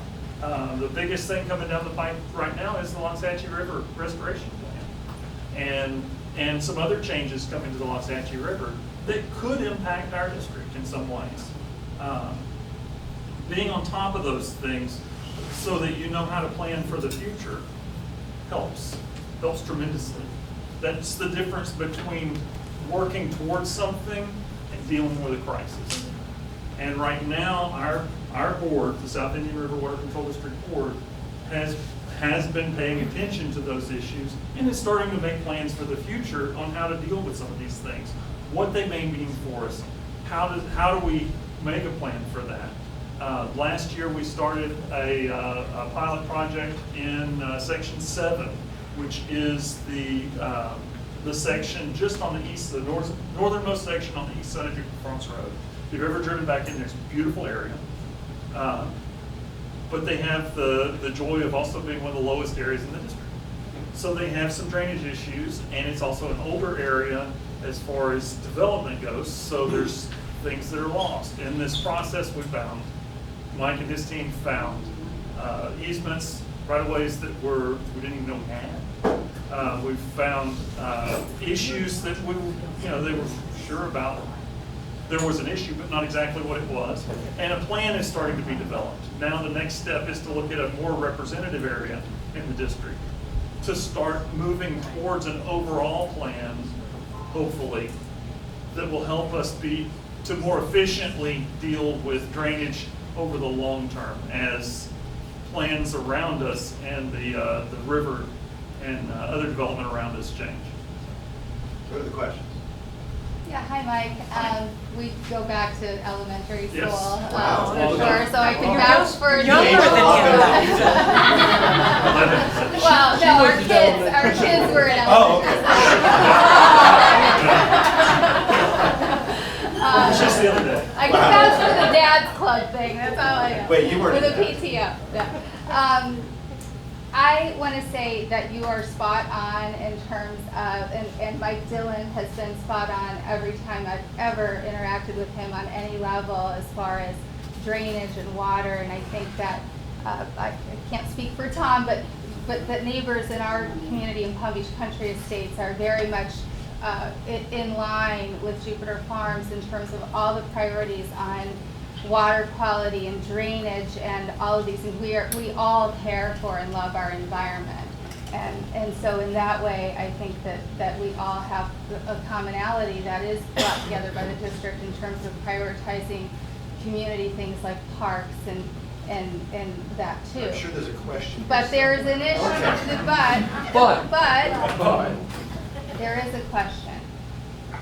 And you and I have interacted, it's been a while, it was when you first came on to the board on email, and you did acknowledge, and I assume you still would, that there are differences though between Palm Beach Country Estates and Jupiter Farms in terms of the nature of the communities.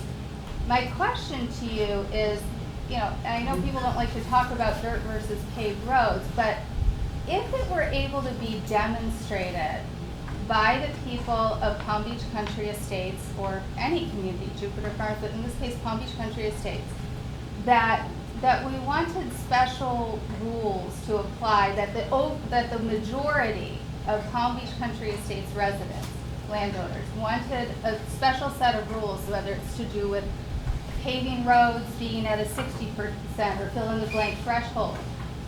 If the majority of our community wanted that, would you support it as a board of supervisors? And I'm assuming that by a majority of the community that you're talking about 50% plus one, which is where we were before I was ever even on the board.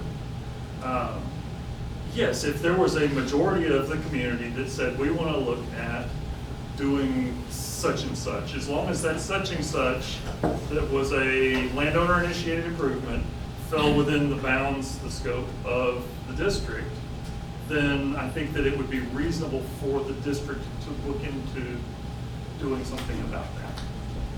To making a separate set of policies for our... However, so far, to my knowledge, there has never been anything where anyone has been that focused, that specific, that there is clearly more than 50% plus But if there were more than 50% if there were, it would specific definitely be something I neighborhood. think that the board should entertain and look at and see if there's a process.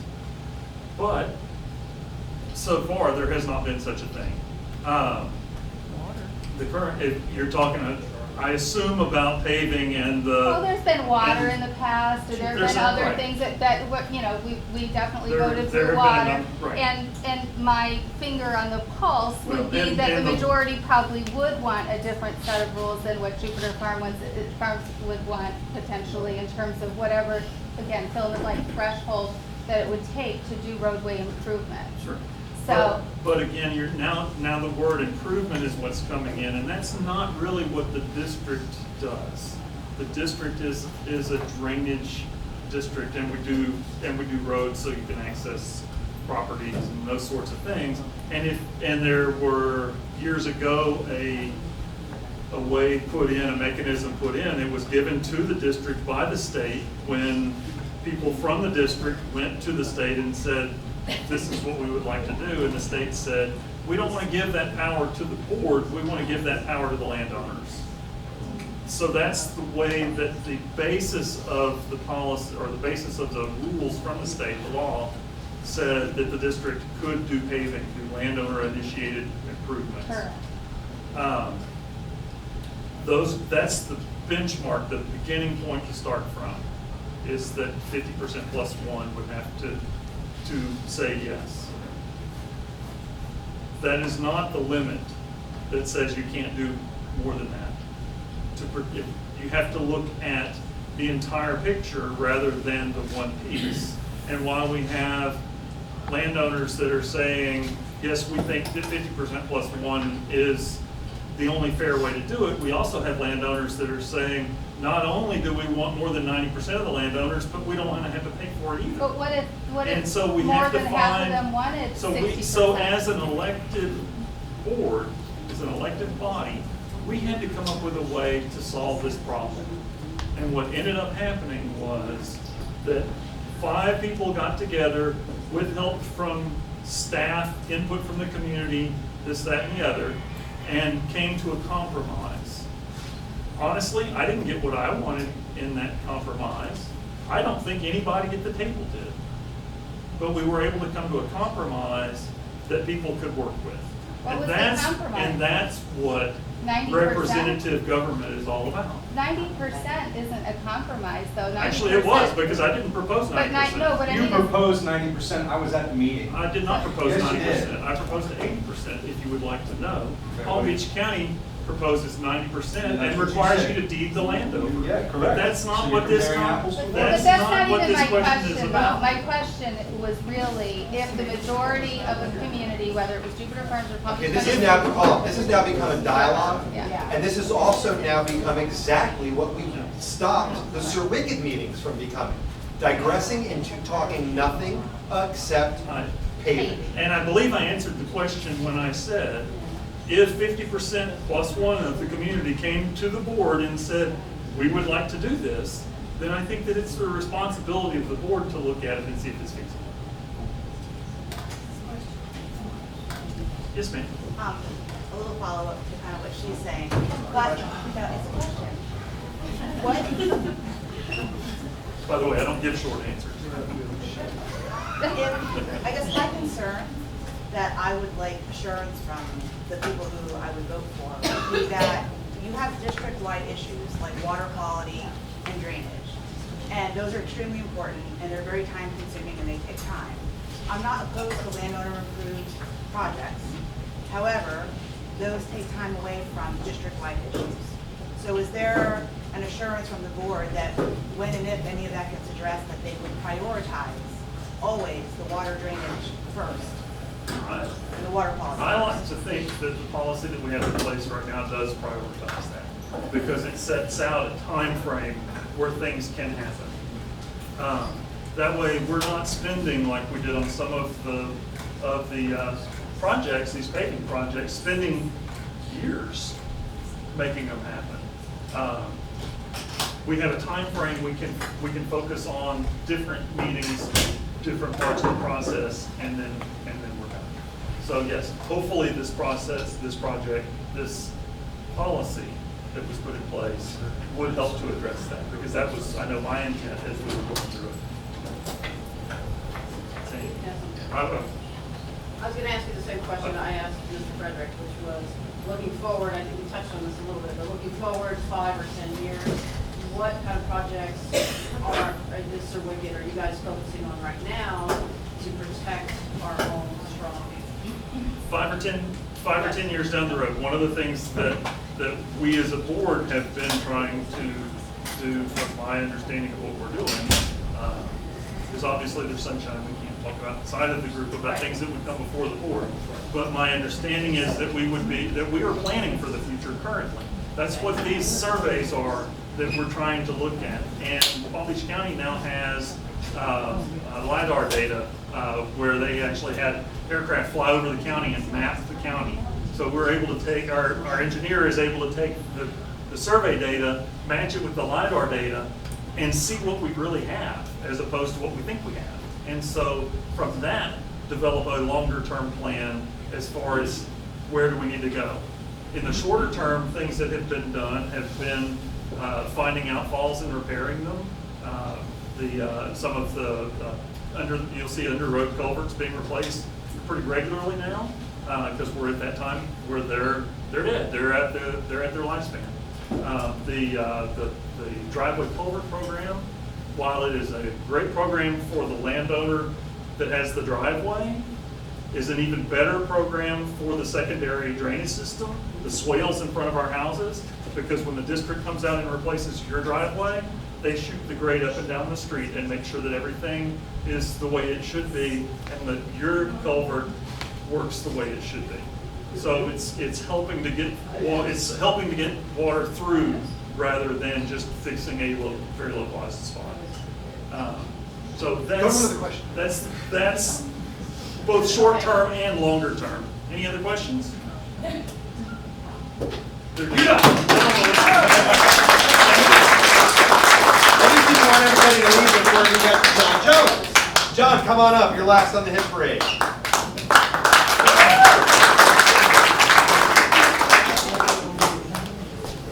Kind of wishing I brought some pictures of goats and cats. All right, first things first, I want to thank the Jupiter Farms Residents Association and the board for sponsoring this event and for allowing me to speak to you. I've worked with these guys. They're a great bunch of folks, and we're very lucky to have them. So, yes, so I'm John Jones. It's been my honor and privilege to serve on the SIRWCD board for the past 2 years. During that time, I've tried to focus on what I perceive to be the most important missions of the district: flood control, drainage, and water quality, right? We all live in this beautiful swamp, but that means that we're all at risk for flooding, and we all drink from the same water supply. So I've been a resident of the district for over 20 years. We moved out here, just wanted to live out in the country with our animals, close to nature, with no homeowners association to tell us what color to paint the house or when to mow the lawn. Right. I've seen a lot of changes, some good, some not so good. I still love this place. I wouldn't want to live anywhere else. I've spent the last 30 years or so as a practicing CPA. I've tried to bring that bean counter perspective to my service to the district. I've tried to be sure that our money is spent wisely and prudently and not wasted. I mean, after all, I pay these assessments too, right? I'm a member of the budget committee. I've worked closely with the district treasurer, Chuck Haas. Chuck's a CPA too, so we both speak that same arcane language. If you don't know, Chuck literally wrote the book on accounting for special taxing districts. Along with my colleagues, John, Michael, Steve, I've tried to think long term. I've tried to support projects, policies that'll benefit us all for many years to come. Things like, as Mike mentioned, the comprehensive surveys of the most problematic drainage areas on the east side of Jupiter Farms Road. The new box culverts along Jupiter Farms Road, which has speeded up getting the water from the west side to the east side and onto the C-14 canal. Thank you. Think about it. Very kind. The new canal crossing at Canal 6 over by 129. It's hugely increased the efficiency of moving our equipment around. And it's also contributed, it's also been a safety factor so that our equipment operators don't have to back half a mile down the canal easement. The improvements to the SIRWCD facility just down Jupiter Farms Road. It'll increase the efficiency, it'll give us a place to put our equipment, and we'll finally have a place to meet for board meetings and for workshops without having to rent space from third parties. Been very supportive of reclaiming the outfall easements and clearing the outfall swales, replacing collapsed culverts, putting culverts in where there probably should have been culverts but weren't. I've been very supportive of the driveway culvert replacement program that I've talked about. We all know that a collapsed driveway culvert doesn't just affect one landowner. It affects his or her neighbors. I've tried to bring a greater measure of stability to the district. We would like to renew the contract. You guys know Mike Dillon. He does a great job. I would like to continue to see him continue to do a great job for us. And I think we've tried to make provision for that day that Mike rides off into the sunset. You said. And and I've supported the training of Matt Wood. Matt's a, you're not Matt Wood? I'm Matt, and I would.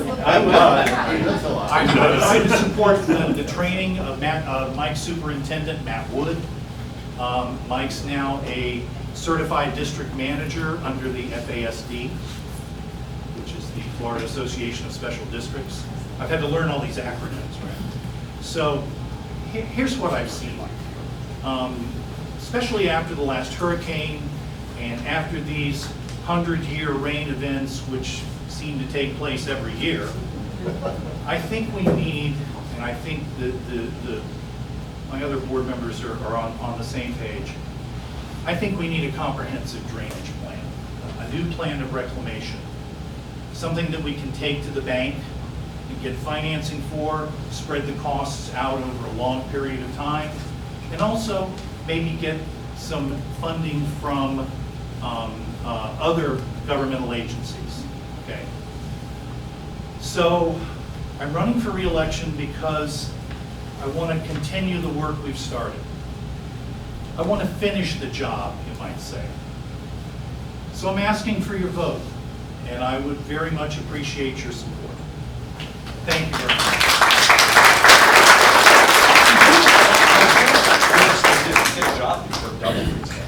Questions for Mr. Jones? Thank you. Two questions, if I might. The one is the same that I already gave to Mike Howard, is whether you would support if there was a majority of Palm Beach Country Estates people who would want a special set of rules. That would be one thing.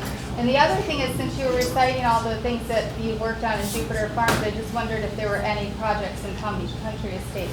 Well, Al, have you noticed the clearing of the reclaiming of the outfall swales, the easements, clearing the swale? I just wanted to clarify which one of the projects that you were mentioning was in Palm Beach Country Estates. Well, So that the particular easements- project is in both places. Okay, and Okay? it's called. And it's made a huge difference. The driveway culvert replacement program was on both sides of the canal. Again, it's made a huge difference. I've been very supportive of it. And to That the is- other question, And if state it again, please. it were demonstrated through a legally approved petition process that the majority of Palm Beach Country Estates residents would want their own set of rules for, let's say, landowner improvement, landowner-initiated roadway improvements, would you support, as a Board of Supervisors member, having special rules for Palm Beach Country Estates to meet the majorities of our residents' wishes? Again, you're talking about paving for all practical purposes, right? In this case, yeah, I don't know what Okay. else would be. We had Well, water, I'm and asking, paving. okay. Yeah, paving would be Look, specifically. let's call a spade a spade. All right. It's a If big you could, difference. go ahead. I'm just saying, there's already a big difference between, historically, the percentage of roads that have been improved before the 90% Jupiter Farms versus Palm Beach Country Estates. It's a different neighborhood. So if the majority wanted whatever percent, 60, 70, fill in the blank, would you support having a different set of rules for our neighborhood? I don't personally see as much difference between the two areas that I think you do, okay? As to your question, it would depend upon the subject, but it would also depend on, the survey would have to be, or the vote would have to be everyone who's would be affected, okay? And the people who are going to be affected are the people who live on dirt roads, okay? And maybe, you know, I must tell you, there are a lot of people who don't think having their road paved is an improvement, okay? But, right? but we're not discussing it in each individual thing. So I'm saying if the majority, let's stick to the majority If you of had a people. vote that a substantial majority, however we define that, of the people whose roads were to be paved supported that policy, then of course. Do you live on a paved road? Yes, I do. Then it's a moot point. You No, wouldn't- it's not actually, because, you know what? It's not, I'm because not sure. people do benefit, even if they live on a paved road, they benefit And you're the by lawyer. having. Hold on, I'm just a No, dumb I'm bean not. counter, but, oh, that's right, you're not. She's a former But you land use are. attorney. I think it's an interesting question for a hypothetical, but I'm not sure that would be legal. And I think that, I'm just saying, if it were approved by the SIRWCD attorneys, the petition. So you're and asking the it- entire district to spend more money and throw more money at this issue? Again? No. Apparently you just said I'm the attorney. asking, but who does the district work for? The district Us. works for the people, All of us. all of us. So we're spending our money. But if you're asking to have a land. So I have a better question. Why don't you approach your landowners association, ask them to form a community development district? If that's what your odds are, if you want to go after paving, and you want to go after parks, and you want to go after other things that are not within a water management district, why don't you just create a community development district for your area of land and be done with it? Well, maybe that's what we'll have to do if SIRWCD doesn't want to exercise its right to I gotta improve tell our you, roadways. as the president of the association up here, I will never be for a separate set of rules for different areas of this district. Why We are not? one district. I know the questions are for John, but I'm just curious. Well, but you keep digressing every one of these members back down to paving. well, then my question is this.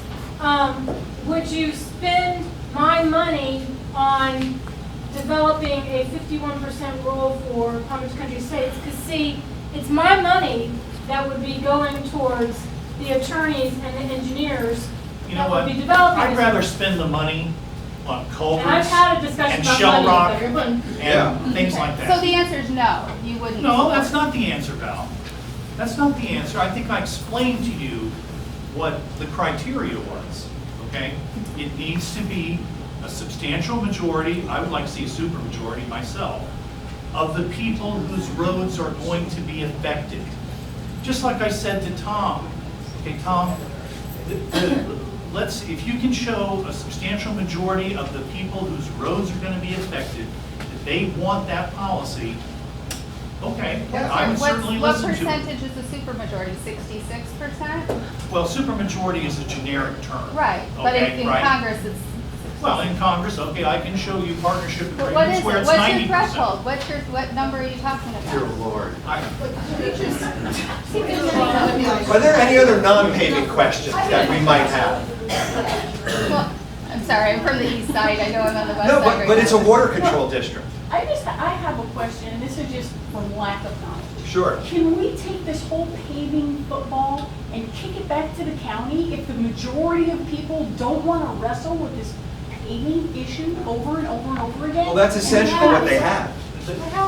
The county you can have your road paved by the county.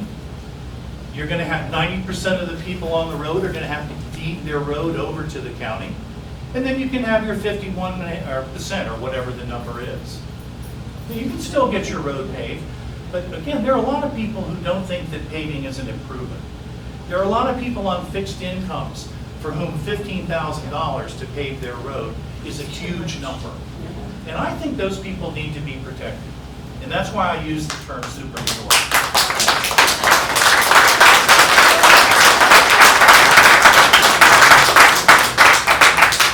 And just as an observation, that the people who come up to these meetings to grill you or try to catch you on something, or Mike on something, are all people that already lived on paved roads. Yeah. Bob Berman has been railing about paving for years, and he lives on Donald Ross. He's been paved for 20 plus. Sorry. Other questions for John? You got I don't have a question. I just want to say thank you for all the culverts, and my swales have been, it's been awesome. My water has just floated to the canal. I just wanted to say thank you for it. Thank you very much. Since we went back to focusing on flood control and drainage, things that I think most of us really believe matter, things have gotten better, I think. I have a question. Yes, ma'am. Since you're the bean counter, isn't there a meeting coming up regarding the money? Plug the budget meeting. Yes, ma'am. Everyone, there will be a budget workshop this Thursday at 6. Hearing. A public hearing, I'm sorry. It's 6 o'clock at, right here. Right here. And then the regular. And then there'll be a regular meeting. And I would urge you all to attend. Okay. This is your money. Again, On the meeting, I just want to make a note that there will be a very lengthy section toward the end dealing about with our webpage on ADA. So we moved it to the end. Are you opening a CLF? So that you're not going to be bothered by some of the details, but it's mandatory. And if you all want to walk up and leave while we're talking about our ADA website, feel free. Yeah. Awesome. Meet you at the farm. Any other questions for Mr. Jones? Steph? Yeah, your personal opinion. Do you believe that, and I know this is a state issue, but do you believe that the voting should be done as it is today based on acreage versus per household? Good question. I have mixed feelings about that. Okay. We live in a democracy. It's just that it's an 18th century democracy. Okay, you only get to vote if you own land. I personally like the model that says all resident, an inclusive model. Okay, but that's not the rules, and I don't know that those rules are going to change. So you're saying you would go with the one per household, whether I had 10 acres or I had 1 acre? Not exactly. Well, I know you did not exactly give me the answer. I would ask for you to think of how we are assessed and how that matches up with our voting rights. And that's a great, okay, that's a great point. I'm inclined toward, broadly defining democracy. But if the fact of the matter is, someone with 5 acres is paying the freight for that 5 acres, all right? And to some extent, I think we need to look at who's paying the bills. And the second question, and again, this would be a state thing. What is your feelings on term limits for supervisors? I'm not a fan of term limits, because sometimes when you get a good person in there, Mr. Hinkle, I think you want to keep them there. Okay? That's my great weakness. I can see both sides, right? But I'm not a fan. I would rather, if there was someone that knew what they were doing and was doing what I thought was the right thing, I'd like for them to stick around. Thank you. Yeah, that's a good point. Term limits, that's why we have elections, right?